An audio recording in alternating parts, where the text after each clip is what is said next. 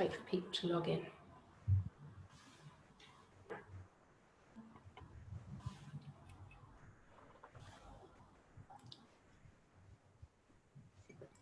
Good morning, thank you for joining us. The webinar will be starting shortly. If you do have a question for Helen or Sharon, please use the Q&A box below and we will be sure to answer as quickly as we can. In the meantime, if you can see and hear me okay, please drop me a comment, let me know, that would be great. Thank you guys.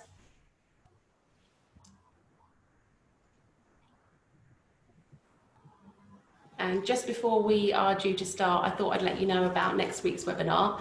Next week, we are focusing on planning for your business post-COVID-19. And I will be joined by Gary Freer from Price Bailey. I will also be joined by Joe Evans, who is Chair of Ely Chamber, and Jeremy Reeve from the FSB. So if this is of interest to you, the link will be available on our website, and I look forward to seeing you next week. Thanks, Alice, for confirming. Great to hear you can see it. That you were all good. Thank you, Joe. Okay.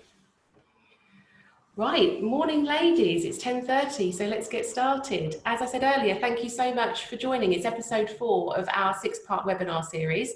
Today we're focusing on motivating employees remotely, mental health and wellbeing. For those of you that don't know me, my name is Hayley. I'm the Director of Sales at Neves and Neat, and I'm delighted today to be joined by Sharon Jones, Head of Group Talent and HR at GRC International, and Helen Ginman, the Director of Unique and Inclusive Wellbeing. Good morning, ladies. Good morning, Hayley. Good morning, all. All good? Fantastic. Ladies, can I just ask you to both do a short intro? Helen, can I start with you, please? Sure. Thank you very much for introducing me and welcome me to your webinar. Good morning, everybody. I'm Helen and I run a company that's focused on helping to create environments where employees thrive. And I specialise in supporting businesses with thinking about how can we prevent and better support people with poor mental health. Brilliant. And Sharon? Hello. Yes, so I'm Head of Group Talent and HR for GRCI International. So we are a group of companies which are focused on looking after risk compliance and helping companies stay safe across the world in terms of making sure that they are able to kind of understand and manage threats that obviously the society has brought today in terms of hacking and virus and phishing, and just making sure that companies and their employees can stay safe and keep their data safe as well. Fantastic, thank you. So as we embark on this, these 3 very big topics, I know we have all got a lot of content to talk about and a lot to get through, but really the aim for today is for our listeners to leave feeling with, like they've got some good points, things to be thinking about, moving forward to take away from today. But likewise, if you are joining us today and you've implemented some things which you want to share with us, please, again, drop us a comment on the Q&A and it'd be great to hear those. So starting off, we're thinking about motivating employees remotely. And of course, this has been a much bigger thing to be thinking about of late because of what's happened with COVID. So today we're going to be thinking about top tips around how to motivate employees. And Sharon will be sharing insight from GRC for what they've done for their employees and the benefits it's had. And Helen will, of course, be offering some valuable input from what she does on a day-to-day basis with her clients around the area, the topic. So with that in mind, Sharon, do you want to start us off by giving us a bit of an overview of what you guys have done in terms of moving your workforce to more of a remote working and how you've implemented motivating strategies? Yeah, sure. No, I'd love to. So as a company, we have gone through a huge amount of change. As a business, we're very used to change. We're an organisation that's very forward thinking and always looking at ways of improving how we do things and how we work. But obviously, in terms of the pandemic that came upon us earlier in the year, it was very much a case of making sure that we were thinking about as early as we could how to manage that and how to work with our employees to make sure that they were safe, that we could obviously still keep operating as a business as well. So very much kind of the outset when it was known that this was going to be more of a serious issue than, you know, we possibly thought it was going to be, the company put together a business continuity committee. So brought together key people from the business to think about what do we need to do as a business, and thinking about primarily, obviously, like I say, keeping our employees safe and making sure that they were able to work in a safe environment. So we did that in the form of actually moving all our employees to being remote workers. So we were very fortunate as a business. We had kit that we could actually put together and issue out to our employees, and we actually turned that around in just under 2 weeks in terms of making sure that everybody had remote working kit, that they were able to work from home, and we had all our employees working from home pretty much within 2 weeks of making the decision that that was going to work for us. By doing that, though, we wanted to make sure that we keep connecting in with our employees. It was obviously, you know, a lot going on. Things are obviously out of our control in terms of the external environment, and thinking about, okay, making sure that employees have got the setup that they need at home and they can access and still do the things they need to do, but also thinking about things that were affecting them in terms of obviously potential COVID illnesses, sort of, you know, directly or indirectly. Also the fact that people were going to have a different working environment at home, you know, with a partner, a spouse at home, children at home. So all those different factors, but also trying to keep in the connection as well. And one of the things that really has had a very lasting and very significant effect for us was actually the introduction by our CEO of a daily briefing. So he would, and still does, at 9:30 every day, he talks to us all in terms of giving us updates about the business, updates about any changes that we're thinking of making within the business that affect people in terms of working, also thinking about, you know, the external environment as well, and just really helping to keep people engaged and informed of what's going on in the business and what changes are potentially going on.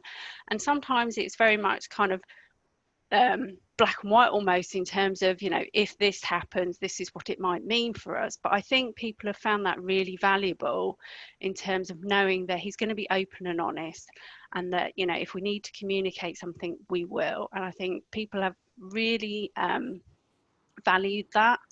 It's also been great because we're a company with lots of different companies within it, and do slightly different aspects in terms of our core products and services. It's brought us actually more together as a business. So we're much more in terms of our working together across the group companies. That's great. In terms of kind of the day-to-day though, very much our managers very much focused in on the communication side of things with their teams. And we were very fortunate the fact that we had Teams, Microsoft Teams rolled out, so that we're able to use that. And managers were making sure that team meetings were happening in video form, and also the fact that catch-ups were happening on more of a personal level as well. So actually teams were kind of having a bit of downtime together via video, and, you know, there was quizzes and lots of other things going on that were a bit more just not work related. And I think people have actually found out more about each other actually by being remote than they did necessarily being in the office. So there's been some really great ways of actually connecting in, but I think also we've been even more conscious of the fact of how are people getting on, and really by that increased interaction being able to understand if somebody is struggling a bit more. We're as an organisation quite flexible in our approach, but it's that case of, you know, people we reinforced didn't need to worry about sort of saying I'm not coping, or, you know, I've got this going on at home and needing a bit more flexibility. So we've been able to be even more flexible, and we're very realistic in terms of the fact that people, you know, there's other things going on apart from work, and really helping people to manage that and be understanding about it. Yes, and it's an interesting point actually, because as you were saying with the daily briefings, it sounds a bit like the government daily briefings, but it's interesting because, of course, that potentially for some employees might have meant that they've got much more visibility of the CEO now than they did have previously, which is great. Massively so, and he's been really great at interacting at all levels across the business. You know, sometimes the briefing can have a little bit of a light-hearted element, because he's also, you know, if anybody's got any questions or anything they want to ask or raise, so it very much is a forum for people to actually kind of interact with others as part of that. And it's only a very short briefing, normally kind of 10-15 minutes maximum, but I think the fact is it does give that opportunity to be open, to share thoughts, to share what's going on.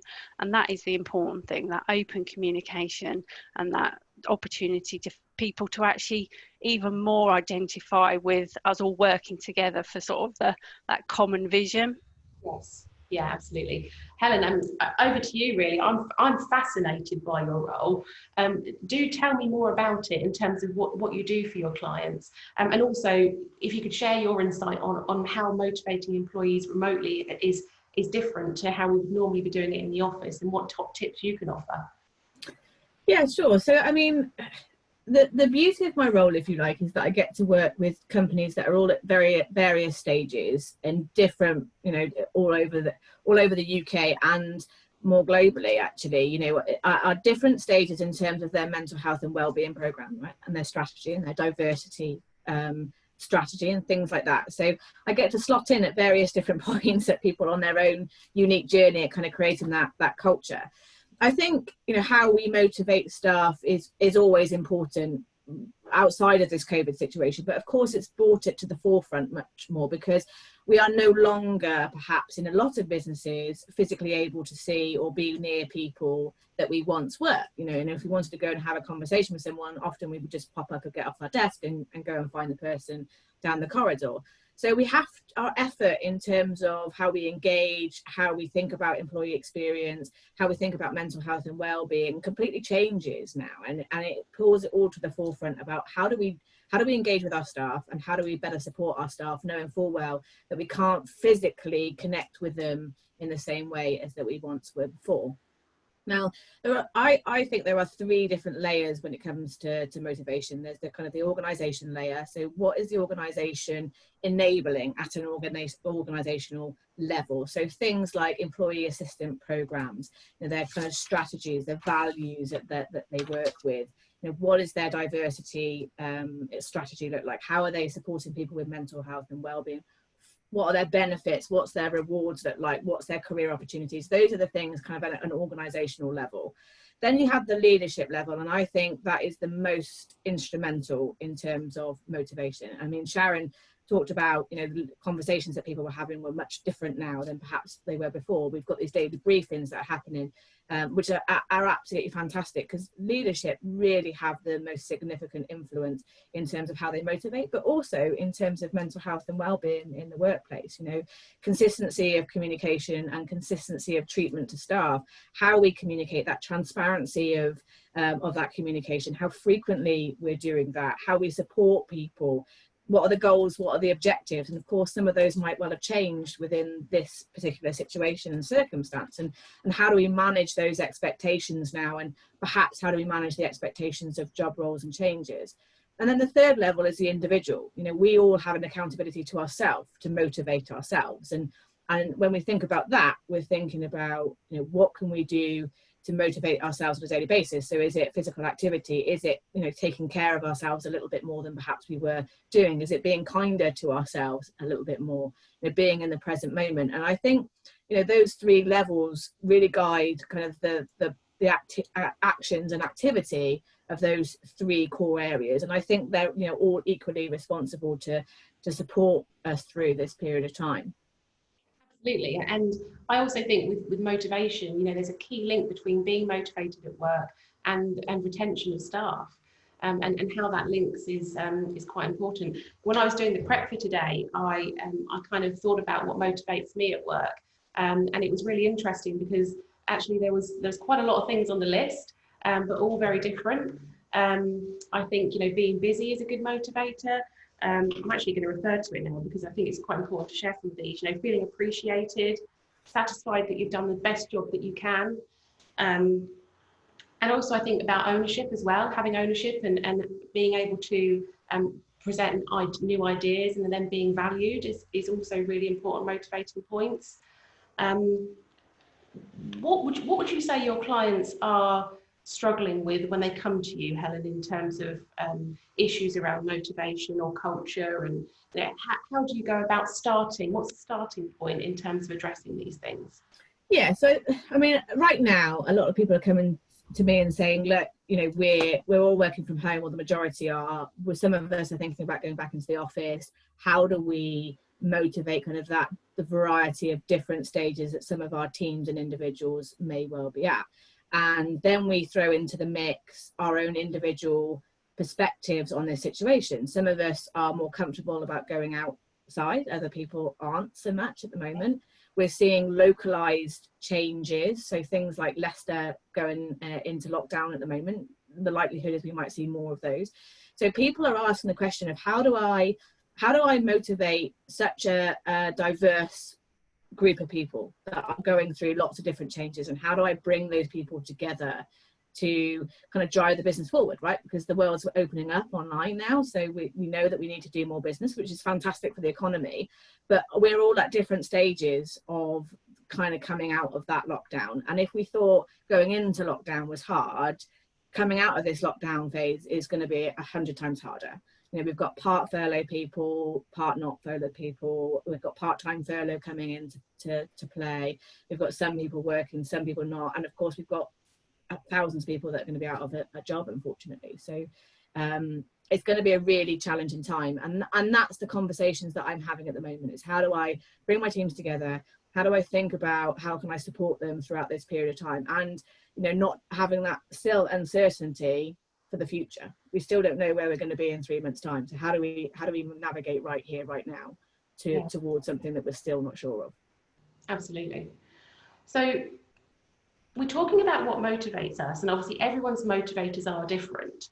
And I really noticed this having you know, more of a smaller team. So with everyone's motivators being different, Sharon, how do you think the best way is to, you know, really keep everybody happy from a motivation point of view? And is there anything that we can be doing to really play to people's different motivators? I know that's going to be particularly harder in bigger businesses, but is there any insight you can offer on this? Yeah, sure. I think it all goes back to communication again. I think it's about making sure managers, they know their teams and they don't treat everybody the same. You know, it's not one size fits all. I think everybody has individual circumstances and perspectives and how they see things, and managers, it helps them to know what they are to help them manage their people effectively. I think for our point of view, we very much thought about our situation going forward quite a while ago, and actually surveyed our employees about their home working and how they felt about it. And we got a huge response in terms of people actually finding that home working worked really well for them. They really enjoyed it. And it was something that a lot of people wanted to continue doing, regardless of what any external circumstances meant in the wider environment. So we actually moved what was a predominantly office-based workforce to actually now being predominantly home-based. So this was making sure that people were able to inform choices about where they worked.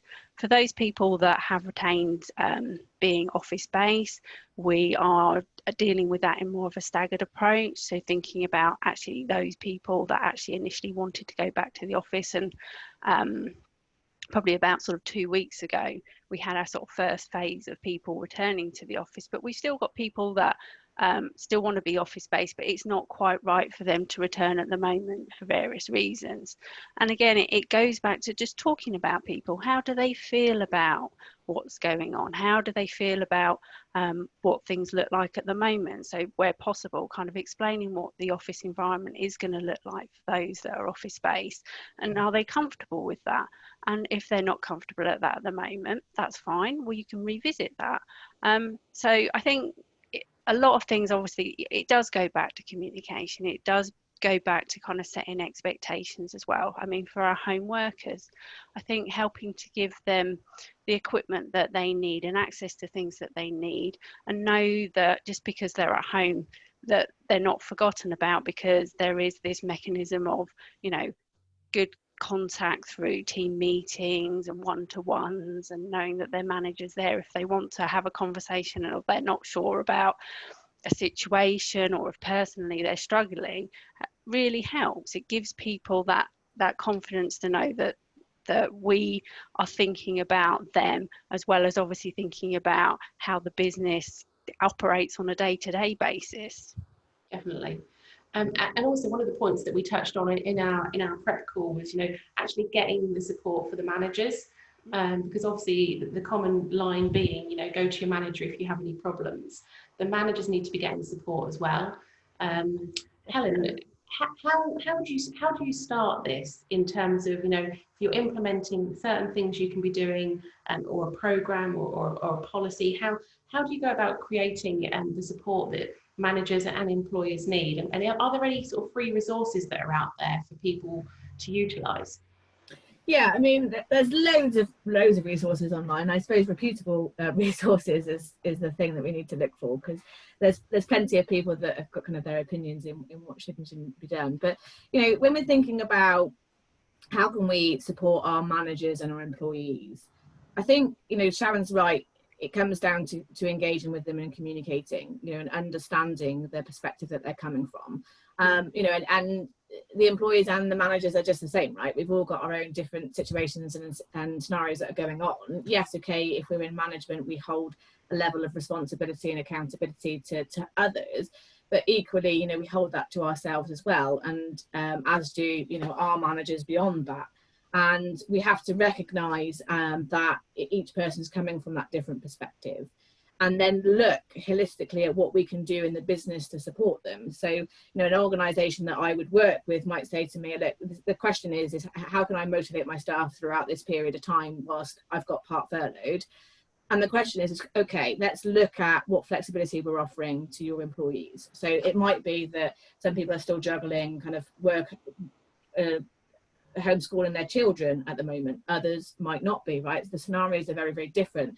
And that comes down to having those conversations and saying, okay, so what flexibility can we enable? Now, the overarching strategy is the flexibility of the business and the workplace, but actually individually that changes depending on the scenario that person's particularly in.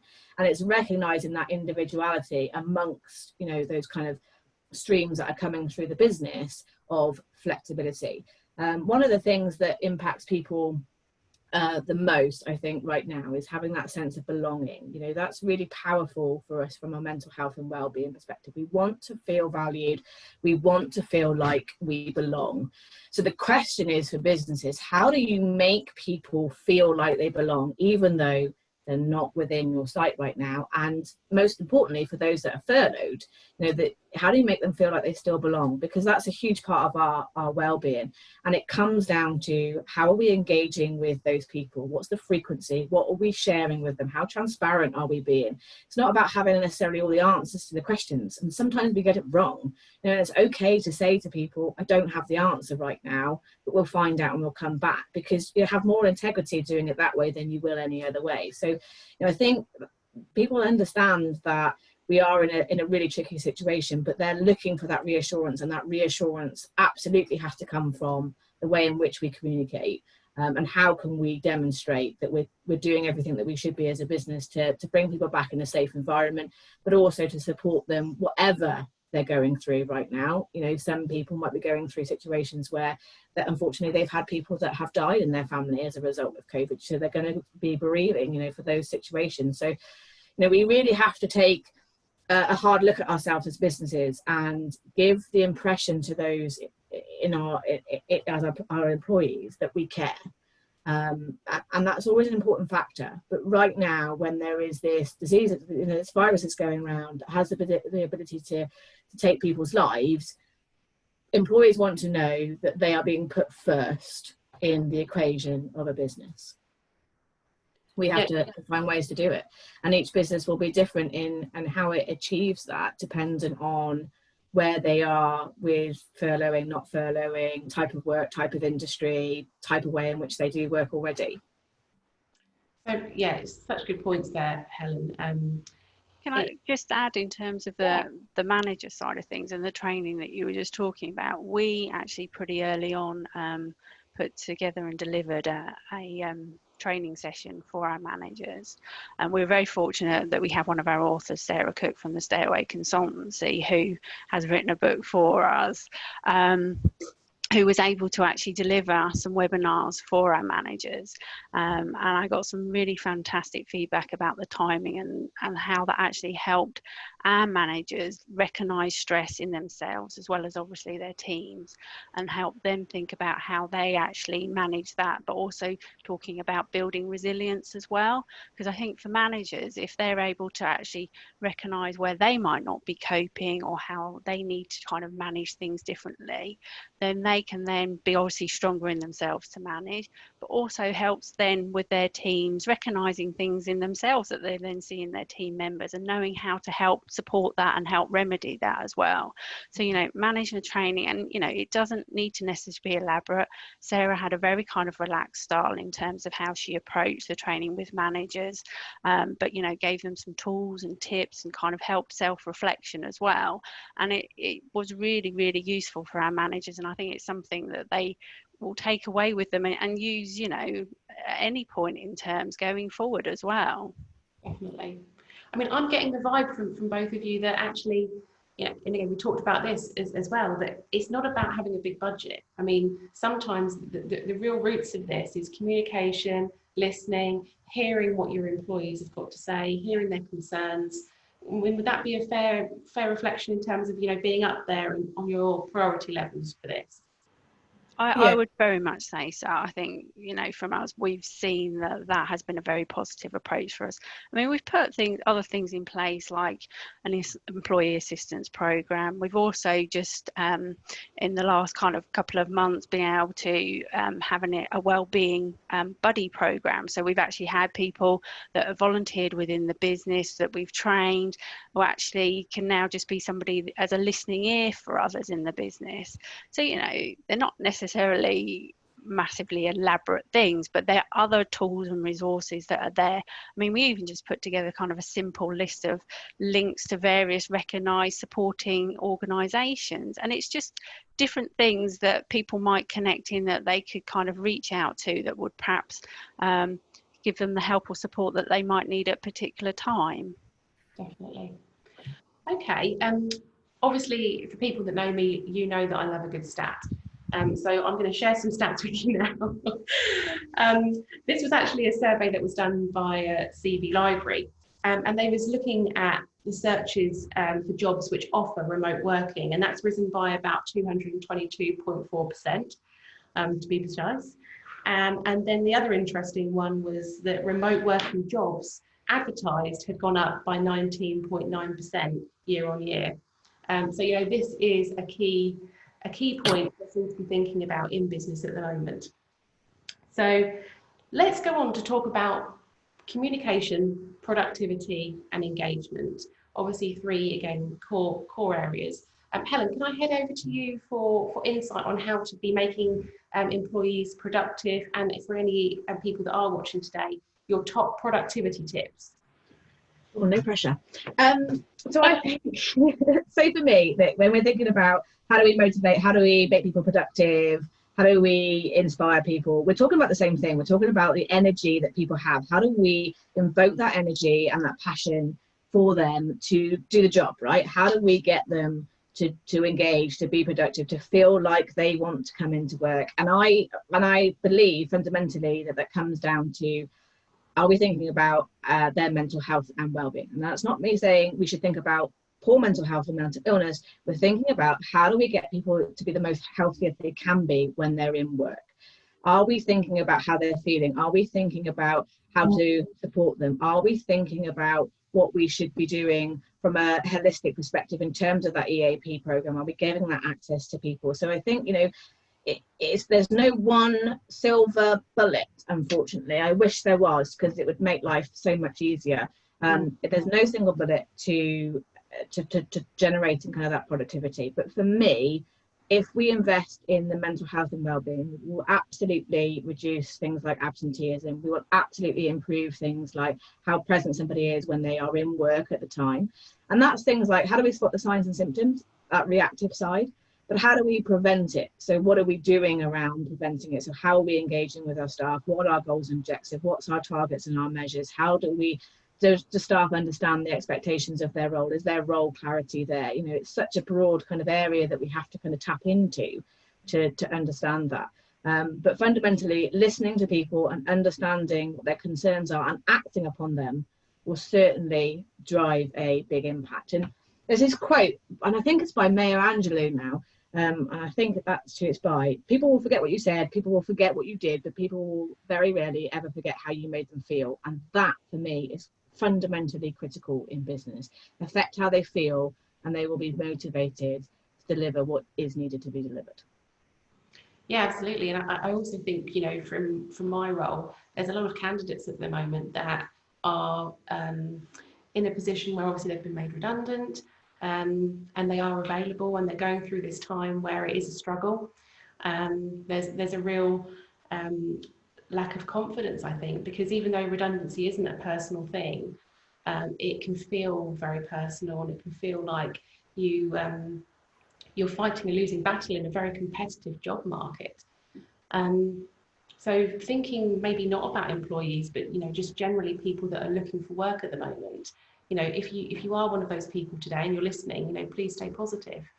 Easier said than done, but, you know, you keep trying, keep pushing through with your job applications, and, you know, fingers crossed something positive will come for you soon. I opened up my calendar last Friday just to offer support and advice to businesses where they were right now in terms of, you know, their planning for this current situation. But actually, almost all of the people that I spoke to were people that were in a position where they had been made redundant from their jobs in the last few weeks, and were wondering what they could do to better support their mental health and well-being at this time. And I thought, you know, number one, I was really pleased that they had been proactive with, you know, thinking about that as a concern. But I was surprised with kind of how many came forward and said, this is where I am, I'm wondering whether you can help me, you know, with what I might be able to do now. Not necessarily practically in terms of CV and interviewing skills and things like that, more around what can I do to help support my mental health and well-being. And, you know, in the last week, I've gone through so many different emotions that I'm struggling with. And, you know, I felt really angry, and I felt really sad, you know, all of that kind of diversity of those emotions. And I think it's very, very challenging for people right now if they're out of a job. Yeah. Sharon, was you going to say something there? Yeah, I mean, very much kind of supporting what you were saying there. And, you know, I think, you know, as an organisation, we have continued recruiting, and I think there are organisations that are still recruiting, and there's obviously organisations out there that have very much grown actually on the back of COVID.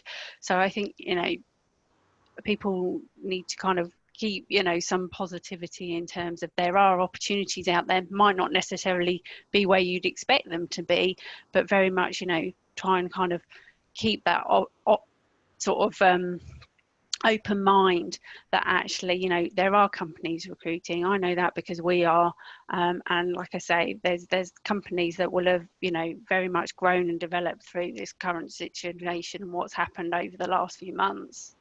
Absolutely. And there's definitely more vacancies coming up online. You know, they're definitely seeing kind of a rise of more and more people sharing, even on social media, you know, sharing different positions that are coming up. So, you know, definitely the market is slowly but surely waking up. Perhaps and not also, full power. Yeah. And I think people need to remember that, you know, that they potentially built up lots of skills and experience during their career, and actually how can they look at other roles, you know, how can they kind of translate those skills and experience into other areas, industries, roles, and be kind of more open-minded about what potentially is out there and what they could do going forward as well. Definitely. Yeah, thank you for your input on that ladies. I also think, you know, Sharon brought up a good point, again, when we was in our prep call, and this was around HR, breaking down the barriers of HR being perceived as, you know, maybe you're doing something wrong when you go there, and really thinking about having a different viewpoint on HR generally. Sharon, did you want to touch on that? Yeah, no, please. Yeah, I think sometimes HR can be a bit stereotyped, and I think hopefully now a lot of businesses have realised that HR can be very much at the core and the forefront of helping to manage and be part of change within a business. I mean, I'm very fortunate that HR within GRCI is very much part of the business's decision making and thoughts, and very much at the heart of delivering change and working with the business. But I'm hoping that, you know, it's HR can be recognised as actually being very much a partner in that change, very much helping to shape that. I mean, for me, that's obviously meant a huge increase in terms of, you know, workload during obviously the last few months in terms of helping the business. But it's been great to actually be part of helping to support the business with its employees. We've had a lot more contact with managers and helping to empower managers to actually deliver what they need to do as well as kind of helping to share thoughts about the future in terms of the home working and making sure that, you know, there's different aspects that are thought about, and it's not just necessarily decisions made in silo. So it's great to be able to have that input from HR, and I think if HR can be as part of those conversations more, the business can actually benefit from that. So it's not about just HR sort of, you know, being the bringing them in and taking people out the door. It's very much they're in touch with people's views, with managers, and make the most of that interaction and help inform decisions and deliver decisions. You know, HR can be really important in delivering change and helping to make that change happen more effectively. Yeah. And Helen, can you add anything to that? I hope this situation does change that kind of stereotypical view of HR, not only from kind of a senior executive position, but also from an employee perspective. You know, you still have heard, you know, still hear stories, you know, here comes HR, they must be coming to tell me off for something, you know, that kind of stereotypical view. And I hope that in the aftermath of this, HR are seen much more as the great support that they can provide to everybody and the great value that they can bring to a business and to, you know, all the numbers and everything like that, but also to making a difference to how the business works and to how employees feel when they come in through those doors. So I hope, you know, one of the things that come out of this is that stereotypical view is, you know, squashed somewhat, and people really see the true value of what a human resources function can actually bring to a business. And, you know, we was all saying the other day that, you know, if this isn't a high priority for you at the moment in business, it needs to be up that list. Another stat for you, CIPD Health and Wellbeing Survey, 59% of long-term absences are mental health related. So we really need to be focusing on this, and you know, hopefully from today you will be able to at least have some takeaways to start thinking about if you're not doing so already. Yeah, I think just to reiterate on that, you know, for a lot of businesses, your employees are your most important asset, and that is worth the time and investment in getting it right, or at least trying to. So, you know, don't forget that. Yes, definitely. And I mean, you raised it earlier on around budget, and Sharon's right, you know, they are the most important people in the business, but it doesn't have to be expensive. You don't have to spend lavishly to get it right with employees and just to make a difference. It's so simple, you know. And, you know, Sharon gave some great examples of the CEO doing a daily briefing. And it could be 15 minutes, it could be half an hour, I don't know the length, but, you know, it fundamentally makes a difference to people that say that person that's really important makes a difference because he's making the time to speak with me. Now I feel valued as a person. He might not be telling me much on that call because he might not be able to tell me too much right now, but he's taken the time out to give me a briefing on what's happening, and that makes me feel special. And that really doesn't cost anything apart from 30 minutes of time, right? So, you know, I think when we go into thinking about what we should be doing, we automatically think, oh, well, have we got any budget to do that? You don't need it. Yeah, okay. Recognising the signs and symptoms of poor mental health are really important. You need a professional to come in and to help you to do that. Sharon used a consultancy firm to help support her with her management and training. You know, that's a really good way of investing money for long-term benefit, right? So you still need to do those activities, but think about what you can control within your own business and what influence you have, because you've got so much influence that you can have positive impact on people without having to splash the cash.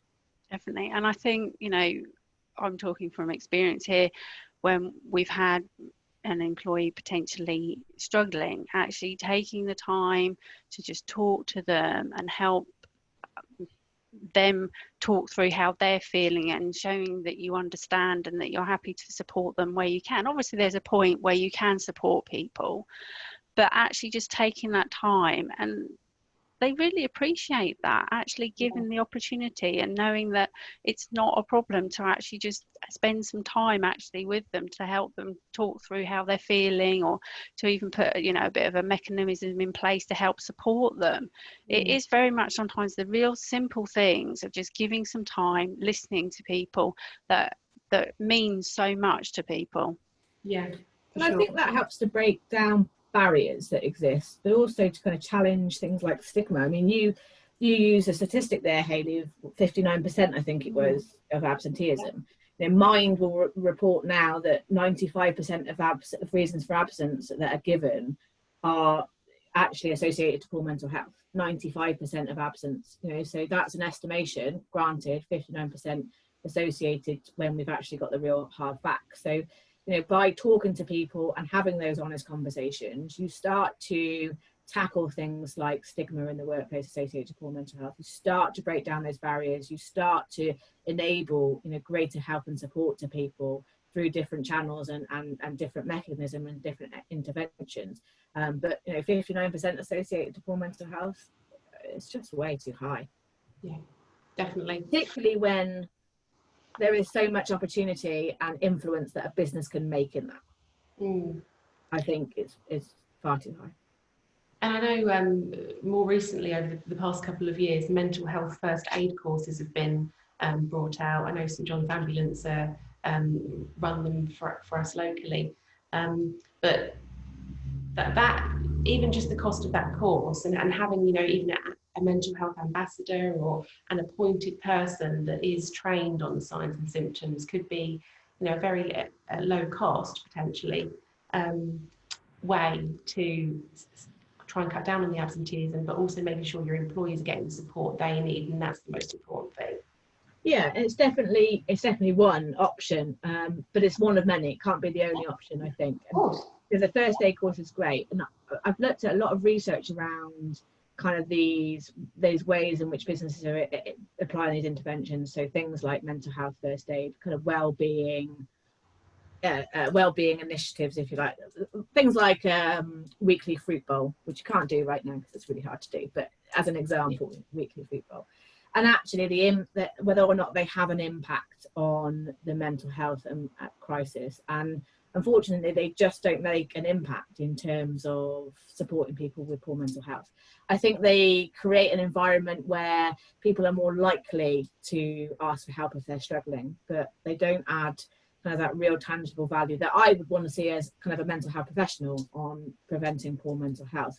So I think it has to be done with a myriad of different things, not just the only solution. Yeah.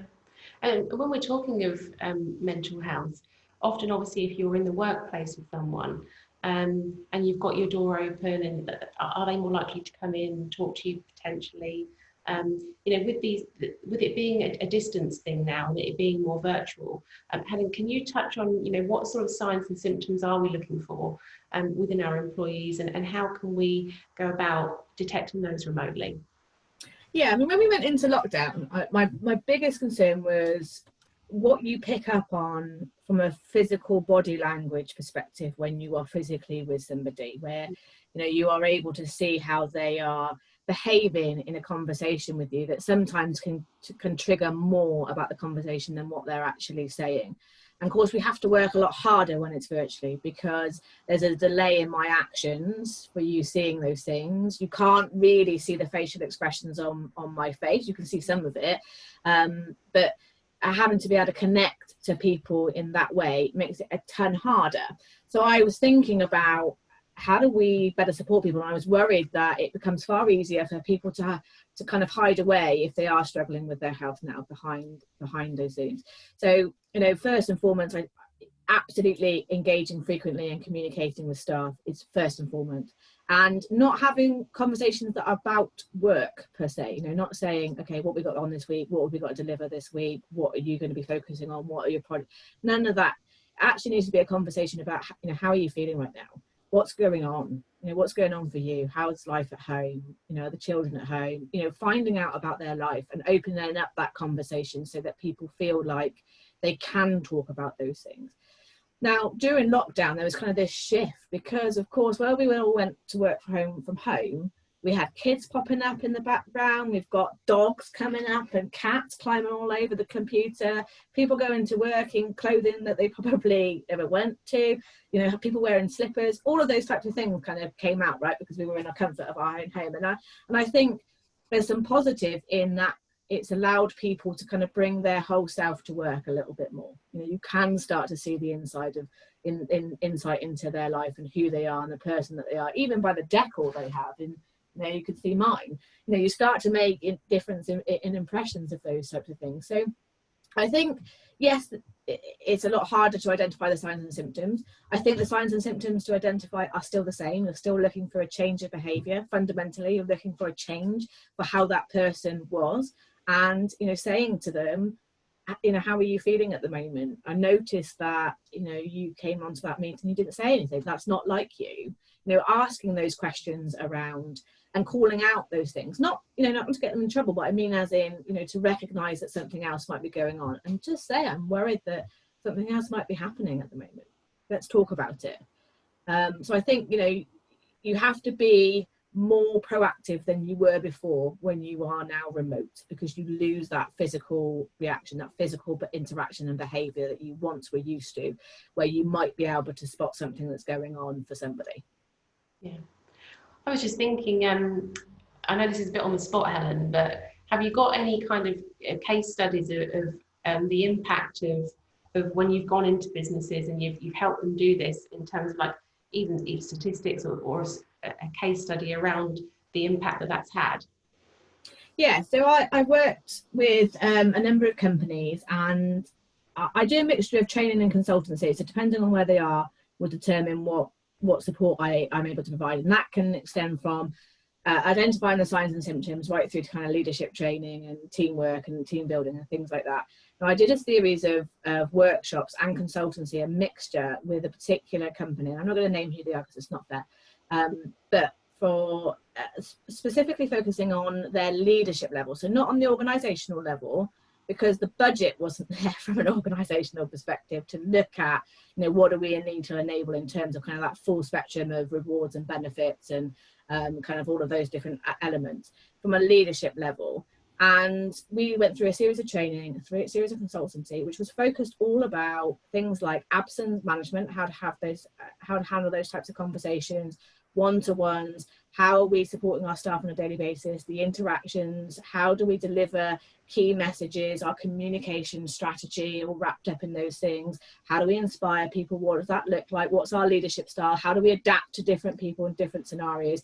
So it's quite a broad piece of work. And off the back of that, because what the intention was that we want to create a space where people feel okay to raise their hand and ask for help if they're struggling. Fundamentally, that's what we want to be able to do. And the side benefits that come with that are things like improved productivity and, you know, more people engaged in the business. But the best statistic that we reported was the reduction in absenteeism on a year-on-year trend. So you can't measure it on in comparison to last month, for example, but on the year-on-year. And we were able to identify significant percentage improvements from the investment that we made into the leadership level alone. And that's why I say to people that, you know, if you're looking at a mental health and wellbeing strategy, or you're thinking about how do you motivate your staff, go after your leadership level, because they have the biggest influence, positively and negatively, right? So, you know, they bring your culture alive, they bring your values alive, they breathe those every single day. How are they bringing them to your employees? How are they living by those core values? They're all important questions that we should be asking of that leadership level. And if we target that, the opportunities are significant. And we saw a 10% reduction in absenteeism year on year, and they're still seeing it beyond my help. Fantastic. That's great. Amazing. That's really good. Yeah. If all businesses thought like that, we would be in a fantastic place with businesses. You know, if people thought about how important it could be around mental health and well-being, to see those changes on absenteeism, on retention, on churn, on recruitment costs. Sorry, Hayley, on things like that. You know, I think we'd definitely be in a better place. So just to balance it a bit, if people have got more of a budget to spend, you know, what is the more premium things they can be doing to support a well-being or mental health program? Definitely make sure you've got a good EAP, so employee assistance program. Make sure that that is your fundamental foundation of your wellbeing strategy, because you need to know that you've got professional support and people have got access to those things should they need to do it. Things like your benefit system. So what are you offering for, you know, life insurance and childcare vouchers and all of that kind of package, and depending on your budget spend will determine how many of those benefits that you have. But you've got to recognize that everybody's kind of situations are different. I have a stepdaughter, but I don't have childcare in responsibilities in that respect. So childcare vouchers for me is not going to add any value for me. So, you know, thinking about how can we make that flexibility and cater for everybody. So that's where some of the bigger spends going to go into, is those types of fundamental foundations of it. And of course, you know, bigger budgets will mean that you can invest in longer term leadership development programs. You can invest in external training much more frequently, give that certification to people to help them progress with their career and their opportunities. I mean, things like, you know, if you want to go and get trained on Lean Six Sigma, for example, kind of a continuous improvement, you know, you're looking upwards of £1,000 per person. You know, you've got a lot of people in your business, that can soon start to add up from a financial perspective. So, you know, the bigger the budgets you have, that kind of more flexibility you have. But I don't think it's all about money. You know, you can still get a good EAP provider for a fraction of the cost that may even deliver far greater than kind of the bigger brands. Okay. So, Sharon. I was going to say, in terms of EAP, so that was something that we rolled out pretty quickly after lockdown. And actually, we've rolled it out worldwide because we have people that are based outside the UK, and it wasn't a huge cost in terms of the provider. So, you know, don't assume that something's going to be expensive. Perhaps look at things in a bit more detail, and don't sort of just assume that, you know, you can't necessarily afford something, because it might be the case of actually there's a good provider out there who is actually within your budget. So what does that consist of for you at GRC, Sharon? Okay, so for us, in terms of the EAP, it's a really nice platform that employees all have access to. And what's nice about it is there is an option to actually get access to obviously professional advice and guidance. But for us, what's quite nice in the fact that there's actually a bit more of a community feel to it. Well, so they post blogs and news feeds as well. So it's a little bit more of a platform where people can just go and maybe read a blog or an article, or just kind of hear what current discussions are going on in that platform, as well as the opportunity to kind of tap into more kind of professional advice as well. So it just gave a little bit more broad variety. And again, it's part of a kind of a number of things that we just wanted to give employees access to. And if they want to take it up, that's great. If they don't, then that's fine too. Okay, brilliant. Lloyd did a really fantastic piece of work around looking at the return on investment for different types of initiative and interventions that go into the workplace, and actually I'll dig that report out and share it with you, Hayley, for distribution, because it's really great in terms of listing out what you could do as a business and what return on investment. So if you're looking for how do I, you know, get my money back for this investment I'm going for, you know, the different strategies and different implementations that you can do, and EAP is absolutely one of those factors. And actually you can see a really great return on investment on those types of things. So it's great to hear an example of actually it doesn't cost the earth to get something really good in place that will make such a difference to a lot of people. Yeah, and it can be rolled out really quickly. I mean, we pretty much rolled it out within 2 weeks of deciding that that was something we wanted to do. So, you know, it doesn't have to be massive in terms of getting it in play. And I think, you know, it's about, like we were saying, giving people a broad option of what they can access. Excellent. Just to remind everyone, if you are joining us today and you have got something already in place and you want to share that would be great to get your insight on what other companies are doing.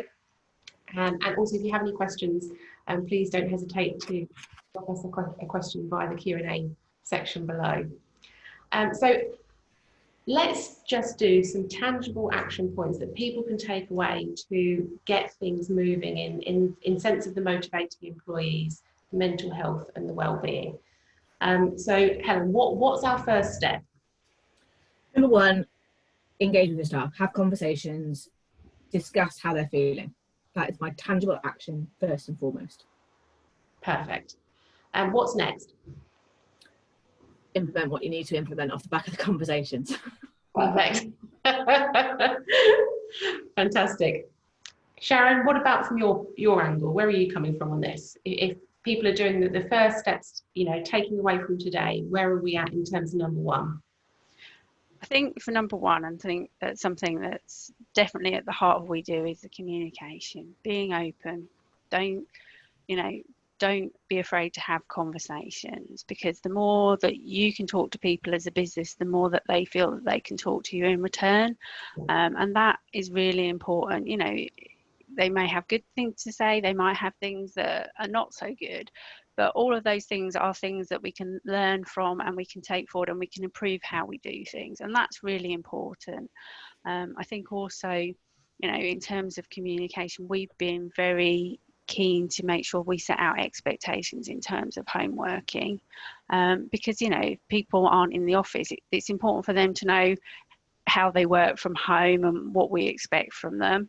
I mean, from our business perspective, you know, we perhaps look at it slightly differently to some companies in terms of obviously not just the well-being side in the traditional sense, but well-being in terms of making sure they feel secure at home, where we obviously look at things from the side of, you know, like cyber security, information security, things like, you know, phishing attacks and that, making sure that our employees, when they're at home, they don't need to worry about things like that, or they know what to look out for and if things like that happen. So it is very much about making sure kind of that physical side of things in terms of their setup and their environment that they feel comfortable with, as well as obviously from more of the kind of well-being side in the more traditional sense. So, you know, giving the employees confidence that they can work from home and they know what your expectations are, but also they can talk about how they feel about things too.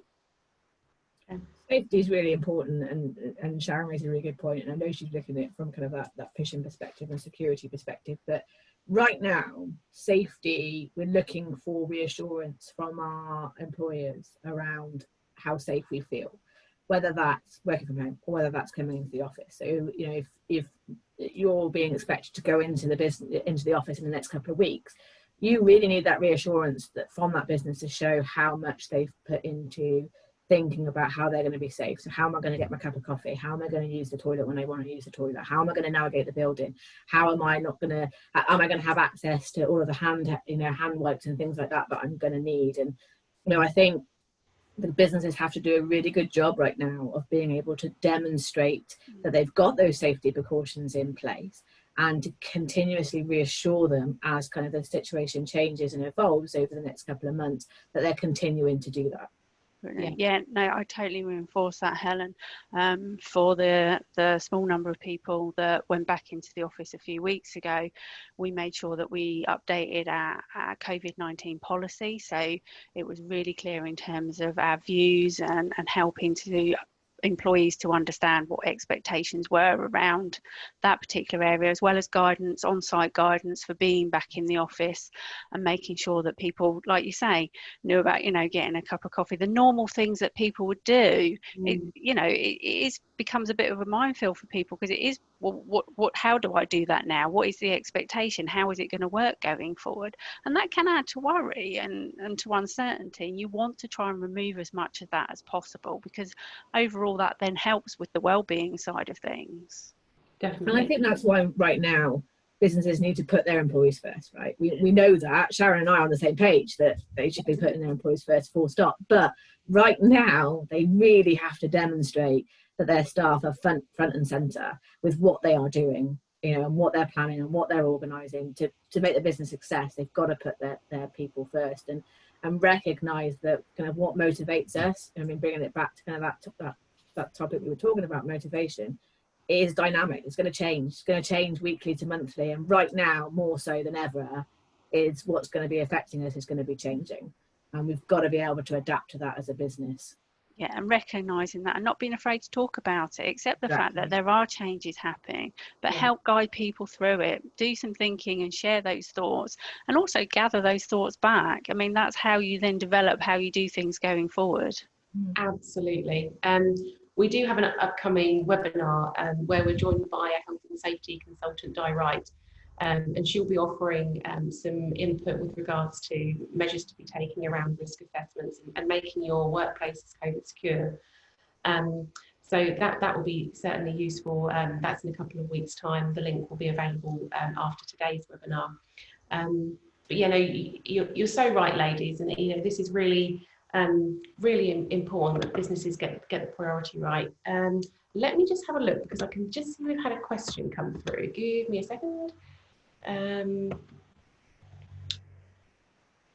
Okay, so great. Okay, thank you ever so much. This is someone that's just describing what they're doing for their team at the moment. So they've got teams going on. They host weekly bingo quizzes with prizes as incentives. They've actually sent hampers to their staff to value their hard work. They've done remote team building activity days. Wow, that's fantastic. That's very good. And they also do the daily catch-ups with their staff as well. So thank you for sharing that. That all sounds very good, very comprehensive. So as we're drawing to a close, we wanted to kind of give everybody a top takeaway for today. So could I ask Sharon to start us off with your top takeaway, if that's okay? Yeah, no, definitely. I think from my perspective, the key is the communication, and it's a two-way communication. And share thoughts, share ideas, share expectations, but also be prepared to listen and take on board as well. And from there, you build and develop a stronger relationship going forward. And I think from a business and an employee perspective, that can bring such positive outcomes, and it does that bringing together as well. I think from the what I've said about the daily briefings, actually feeling like you're all part of one group, a common goal in terms of working together, and that knowing that you're there to all support each other as well. I've definitely seen a huge increase in people looking out for each other, and that making sure that everybody's okay. And I think that's come about through much improved communication and really just being a bit more thoughtful in terms of how we communicate as well. Teams has been brilliant, video calls, initially a daunting eyed prospect, but I think it has been really embraced, and I think that's been a really positive. So that communication is the real key thing for me, and also keep it simple as well. Doesn't necessarily need to be something elaborate. Perfect, thank you, Sharon. Helen, over to you. So recognise that motivation is not a fixed state. It's absolutely dynamic. Our stories that we're bringing to work every day are different. Our circumstances that are outside of work are going to be different. How we've gone through COVID-19 is going to be different to one another. So I think it's really important that we take the time to listen to our staff, listen to what it is they have to say, and make those reasonable adjustments as we need to with those people to support them to being able to feel comfortable about coming back to work or getting through the next day, and use those communication opportunities to reassure staff about the work that you're doing and how you're supporting them get through to the next stage. Yeah, I think for me, it really echoes what we've already talked about and what you have just suggested as your top takeaways, but I think it's that reassurance. And I also think not just for employees, but for potential employees that are going to be interviewing with you, they will want to know what you've been doing during this time to support employees. So employees, top priority, mental health and wellbeing right up there, and motivating, really making sure actually the managers bit I think is really important. I think really making sure your managers have got the right tools and resources, but also that they're getting the support as well. Perfect. So I think, I mean, I don't know how we've jam-packed all that into an hour, but it would appear that we have. So if anyone has got any more questions, please do feel free to ask. But is there anything we can end with from either of you? Any other insights to share before we go? No? Well, I think I will say, look, just I was waiting for Sharon to say something first. I would say, look, you know, take the opportunity to invest in your employees. You know, don't sit back and think this is just we're just gonna be able to ride the wave on these things and it's all going to come back and we're all going to be right back to normality. There isn't going to be that anymore. And I said, you know, if we thought it was going hard into lockdown, it's going to be even harder coming out of it. So, you know, embrace those opportunities to engage with your staff, because that's what's going to hold that business together going forward. Yeah, no, I would totally agree. I think for me, right, I'm very fortunate we're a company that very much, as I've said, change is quite normal for us. But I think it's about actually, you know, this last few months has been significant in terms of actually bringing some really great things to the fore in terms of remote working and getting to know people, and think about the positives and how you can always take a situation and actually make it work in terms of being a good thing, and actually bringing your employees along with you in terms of those changes is massive. You know, that from the outset communicating what our plans were pre-lockdown to actually right through to now has really, and we're a living example, it has worked for us really well in terms of being able to keep our employees engaged, to be able to put some positive things in play from an HR perspective. I'm not sure if we necessarily would have been rolling out an EAP and a wellbeing buddy scheme, but they've been great.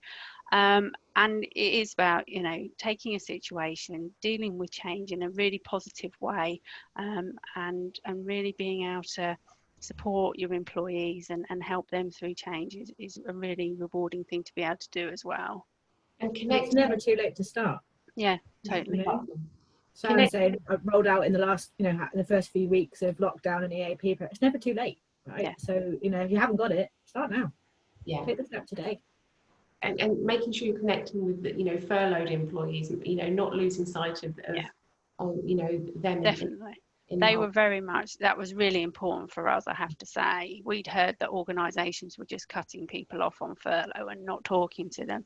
And that was something we were very determined not to do. You know, employees on furlough are still as valued as employees that are not on furlough. And they need to be part of our business as much as anyone else. So, you know, don't just cast people aside. Your employees, as I said before, are your important asset, and you need to value them and let them know they're valued. Absolutely. And you know, talking from my furlough experience, it's very difficult going from having a busy workload to quite literally no work and nothing to do with your time. So I think, you know, that contact from friends, family is great, but you know what you really want is that reassurance. So I know we're going to absolutely jam pack our website page with free resources, links, and the video will be available for anyone that wants to watch or share with anyone they might know that could find it useful tomorrow. Ladies, thank you so much for your time. It's been an absolute pleasure talking to you, and I will say goodbye and look forward to seeing you all next week. If you can make it for our planning post-COVID, then do join us, and the registration link will be available on the website as well. But for now, I will see you next week. Thanks, ladies. I'll see you soon. Thank you, Hayley. Bye. Bye.